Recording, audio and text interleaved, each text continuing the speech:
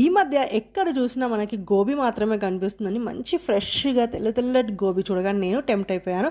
So తెచ్చేసుకున్నాను. ఇవాళ మీకు నా స్టైల్ గోబీ ఫ్రై ఎలా చేసుకోవాలో చూపిస్తానండి.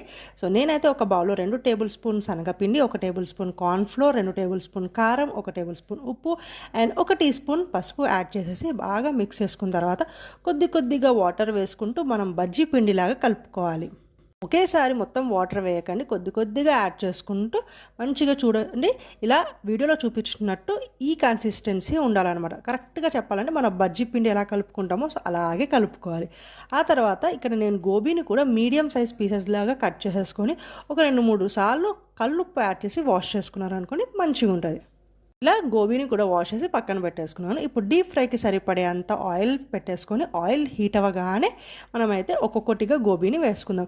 మంచిగా శనగపిండిలో డిప్ చేసి నేనైతే ఆ ఫ్లవర్ పార్ట్ ఉంటుంది ఆ ఫ్లవర్ వరకు మాత్రమే డిప్ చేసి వేస్తున్నాను. నేను నా స్టైల్ అని చెప్పి అలా ఉంటే టేస్ట్ బాగుంటుంది అన్నమాట. మొత్తం క్యాలీఫ్లవర్ మొత్తం కూడా డిప్ చేయకుండా జస్ట్ ఆ ఫ్లవర్ పార్ట్ మొత్తమే డిప్ చేసేసి ఒక్కొక్కటిగా ఎంత సరిపోతే ప్యాన్లో అంతే వేసుకోండి. ఎక్కువ వేసుకొని క్లమ్జీ చేయకుండా ఒకదానికొకటి అంటుకోకుండా మంచిగా దానికి అది ఫ్రై అవ్వాలన్నమాట. 2 వైపులు మంచి గోల్డెన్ కలర్లో సిమ్ టు మీడియం మధ్యలో పెట్టి సో దట్ లోపల వరకు క్యాలీఫ్లవర్ కూడా కుక్ అవ్వాలి కాబట్టి నెమ్మదిగా ప్రశాంతంగా ఫ్రై చేయండి. 2 వైపులు ఇలా మంచి గోల్డెన్ కలర్ వచ్చిన తర్వాత మనం ఒక బౌల్లోకి తీసేసుకుందాం.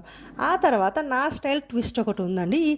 ఇప్పుడు ఇలా కూడా తినేయచ్చు, కానీ ఈ ట్విస్ట్ యాడ్ చేయడం వల్ల గోబీ ఫ్రై ఇంకా టేస్ట్ అదిరిపోయిద్ది అనమాట. సో అదేం కాదు, ఇలా మంచిగా 2 వైపులు గోల్డెన్ ఫ్రై అయిపోయిన తర్వాత ఒక ప్లేట్లోకి తీసేసుకున్న తర్వాత ఎక్సెస్ ఆయిల్ అంటే ఎక్కువ ఉన్న ఆయిల్ మొత్తం తీసేసి జస్ట్ 1 టేబుల్ స్పూన్ ఆయిల్ మాత్రమే ఉంచుకోండి. 1 టేబుల్ స్పూన్ ఆయిల్ ఉంచి అది కొంచెం ఆయిల్ వేడెక్కిన తర్వాత మనం దాంట్లోకి ఒక 2-3 వెల్లుల్లి రెబ్బల్ని ఇలా చిన్నగా కట్ చేసేసి వేసేసుకుందాం. అలాగే ఒక 3 పచ్చిమిరపకాయలు కూడా మధ్యలోకి స్లిట్ లాగా కట్ చేసి వేసుకున్నాను. అండ్ కొంచెం కరివేపాకు ఎక్కువ యాడ్ చేసుకోండి, అప్పుడే టేస్ట్ బాగుంటుంది అనమాట. సో నేను ఒక 4 రెబ్బల కరివేపాకుని యాడ్ చేసుకున్నాను. ఇదంతా కొంచెం ఫ్రై అయిన తర్వాత దీంట్లో కాస్త చిటికెడంతా ఉప్పు యాడ్ చేసేసి ఆ తర్వాత మనం ముందుగా ఫ్రై చేసి పెట్టుకున్న గోబీని యాడ్ చేసేసి బాగా టాస్ చేసామనుకోని చాలా బాగుంటుంది.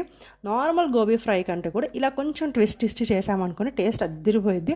మనం ఏ డిష్ చేసుకున్నా లైక్ సాంబార్, రసం, రోటీ పచ్చడి ఏం చేసుకున్నా కూడా పక్కన సైడ్ డిష్ లాగా పర్ఫెక్ట్గా ఉంటుందండి. సో మీరందరూ కూడా ట్రై చేయండి. నా స్టైల్ క్రిస్పీ గోబీ ఫ్రై అయితే అదిరిపోయిద్ది. ఎలా అనిపించిందో ట్రై చేసి నాకు కామెంట్ చేయండి. ఇలాంటి మంచి రెసిపీస్ మీరు కూడా ఎంజాయ్ చేయాలనుకుంటే తప్పకుండా సబ్స్క్రైబ్ చేసుకోండి. అండ్ పక్కన ఉన్న బెల్ ఐకాన్ క్లిక్ చేశారనుకోండి నేను వీడియో పెట్టగానే మీకు నోటిఫికేషన్ వచ్చేసిద్ది. టాటా బాయ్.